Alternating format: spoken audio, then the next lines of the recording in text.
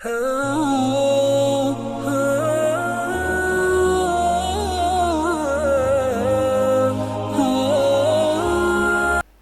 جو آپ لوگوں نے چاند دیکھا، دیکھیں نا، کیا چاند دیکھیں آپ؟ کس کا چاند؟ کون سی مہینے کا چاند دیکھیں؟ شعبان کا چاند دیکھیں. اور شعبان میں مسلمانوں کا زبردست عید ہے. کیا ہے وہ؟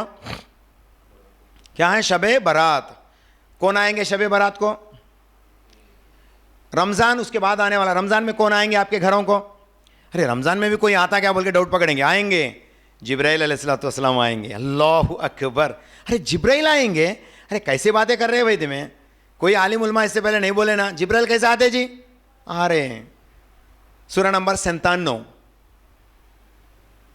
انا انزلناہ فی لیلۃ القدر وما ادراک ما لیلۃ القدر لیلۃ القدر خیر من الف شہر تنزل الملائکۃ والروح.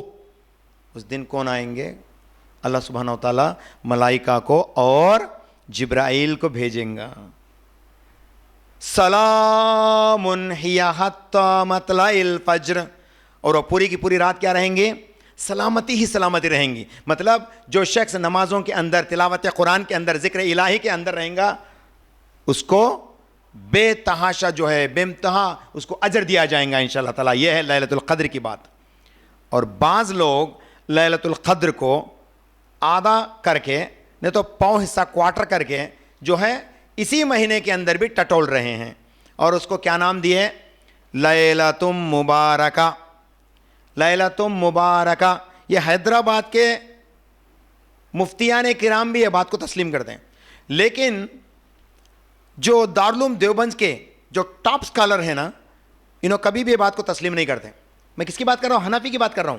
حنفی مسلک کے اندر ٹاپ سکالرز جو ہوتے ہیں وہ لوگ اس کو لیلۃ مبارکہ یا بابرکت رات یا قرآن کا حصہ پہلے آسمان میں نازل ہوا سو رات بول کے نہیں مانتے. لیلۃ مبارکہ صرف لیلۃ القدر ہے، وہ رمضان میں آئیں گی بول کے مانتے ہیں. اللہ کے نبی صلی اللہ علیہ وسلم فرماتے ہیں، صحیح بخاری جلد نمبر 3 حدیث نمبر 2014 سے 2016، رسول اللہ صلی اللہ علیہ وسلم فرماتے ہیں، من قام لیلۃ القدر ایمانا و احتسابا غفر له ما تقدم من ذنبه. نبی کریم صلی اللہ علیہ وسلم فرماتے ہیں جو شخص ایمان اور احتساب کے ساتھ شب قدر لیلۃ القدر کے رات میں جگے گا، یعنی اللہ کی عبادت کریں گا، اللہ تعالیٰ اس کے تمام سابقہ گناہوں کو معاف کر دیں گے.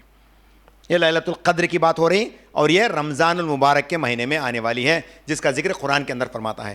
اور جو آیت بار بار دہرایا جاتا ہے اس دن کو ثابت کرنے کے لیے وہ کیا ہے؟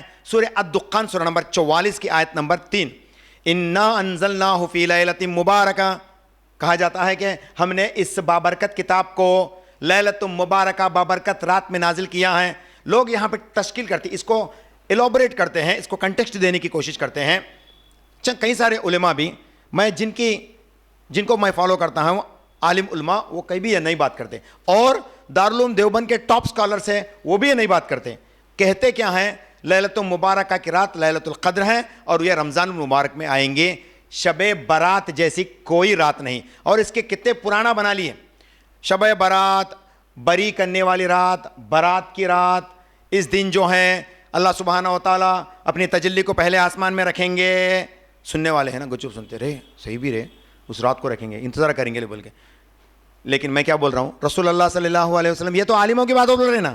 رسول اللہ صلی اللہ علیہ وسلم فرماتے ہیں، صحیح بخاری جلد نمبر 2 حدیث نمبر 1142 سے 1145 تک جب آپ پڑھیں گے، اللہ کے نبی صلی اللہ علیہ وسلم فرماتے ہیں اللہ سبحانہ و تعالیٰ ہر رات کے آخری حصے میں اپنی تجلی کو پہلے آسمان پہ رکھتے ہیں اور آواز دیتے ہیں، ہے کیا کوئی عافیت مانگنے والا؟ میں ان کو عافیت عطا کر دوں. ہے کیا کوئی مجھ سے رزق مانگنے والا؟ فارزقوہ، میں اس کو رزق عطا کر دوں. ہے کیا کوئی میری مغفرت طلب کرنے والا؟ فیغفر لہ، چلو میں اس کو معاف کر دوں. اور یہ سلسلہ ہر روز رات کے آخری حصے میں ہوتا ہے. اور اللہ تعالیٰ قرآن میں فرماتے ہیں سورہ زاریات سورہ نمبر 51 کی آیت نمبر 18 اور 19، کانوا قلیلا من اللیل ما یہجعون وبالاسحار ہم یستغفرون. میرے جو نیکوکار بندے ہوتے ہیں نا، ان کے پیٹے بستروں سے الگ رہتے ہیں اور وقت سحر اللہ سے مغفرت کی دعا مانگتے رہتے ہیں. وقت سحر رمضان کی بات نہیں ہو رہی یہاں, وقت سحر ہر روز رات کا آخری حصہ ہے. تو یہ بابرکت راتیں ہیں. آپ اگرچہ چاہیں گے کہ اللہ کی رحمت کو بھرپور لوٹ لیں تو آپ کو ہر رات کے آخری حصے میں اٹھ کے تہجد پڑھو, اللہ کی ذکر کرو, اللہ سے گڑ گڑا کر مغفرت کی دعا مانگو, تو انشاءاللہ تعالیٰ الاؤڈ. لیکن آپ کو کیا کہا جائے گا؟ لیلۃ مبارکہ شعبان کے نصف شعبان کو آپ جگیں گے, رات کو آپ کو اجر ملیں گا, کہا جائیں گا. لیکن ایسی کوئی بات صحیح احادیث میں ثابت نہیں ہے. اب یہ بات ہی صحیح حدیث سے ثابت نہیں ہے. اب روحاں کہیں کو آتے رہے, کہاں سے آتے روحاں؟ تمہارے گھر کے پیچھے روم بن کے بیٹھے ہیں کیا روحاں آ جانے واسطے؟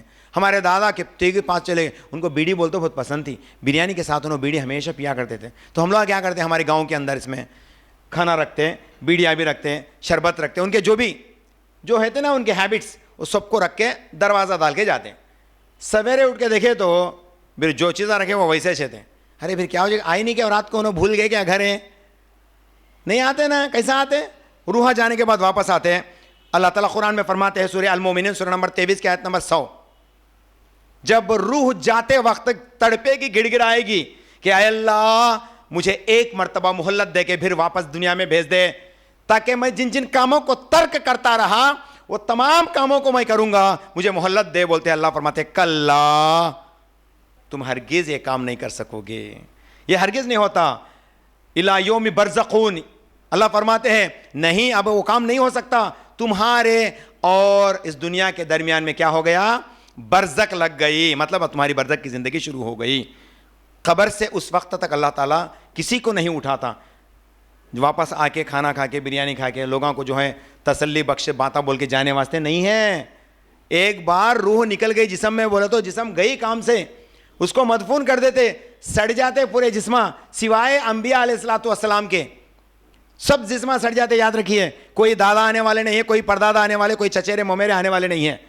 یہ سب بالکل بے بنیاد باتیں ہیں. لوگ آج بھی 21ویں صدی میں بھی, ماڈرن ایرا میں بھی ہم لوگ اسی باتوں پہ مانتے ہیں. شب برات جیسی کوئی عید نہیں ہے, حالانکہ یہ بدعت ہے. صحیح مسلم کی حدیث نمبر 2005 میں رسول اللہ صلی اللہ علیہ وسلم فرماتے ہیں وَكُلُّ بِدْعَةٍ ضَلَالَةٍ وَكُلُّ ضَلَالَةٍ فِي النَّارِ, ہر نیا کام دین کے اندر بدعت ہے, اور ہر بدعت گمراہی ہے, اور ہر گمراہی جہنم ہے. بولے تو ہم سب کو چاہیے کہ ایسے بے بنیاد, بے دلیل, لا دلیل باتوں سے بچ کے رہیں, اپنے دین کی حفاظت کریں.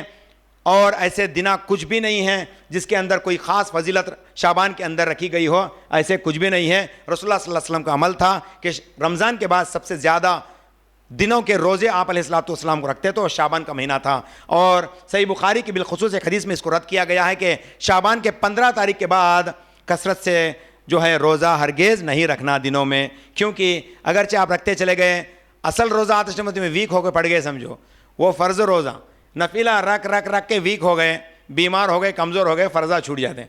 اسی لیے کہا جاتا ہے کہ 15 دن کھاؤ پیو مزہ کرو اور اپنے آپ کو تیار کر کے رکھو رمضان کی پوری عبادت روزے کی شکل میں کرنے کے لیے. تو اس لیے میرے ماؤں بہنیں, یہ شب برات جیسی کوئی عید نہیں ہے, کوئی بابرکت رات شعبان کے اندر نہیں ہے. بیکار جگ کے نیندہ خراب کر لو نہ کو, ٹائم رکھ لے کہ ہر روز فجر کے وقت 1 گھنٹہ پہلے اٹھو, اللہ سے گڑ گڑا کے توبہ کرو, انشاءاللہ تعالیٰ اللہ معاف کرنے والا ہے. میں اللہ سے دعا کروں گا کہ اللہ تعالیٰ ہم سب کو کہنے سننے سے زیادہ عمل کرنے کی توفیق عطا فرمائے. السلام علیکم ورحمۃ اللہ.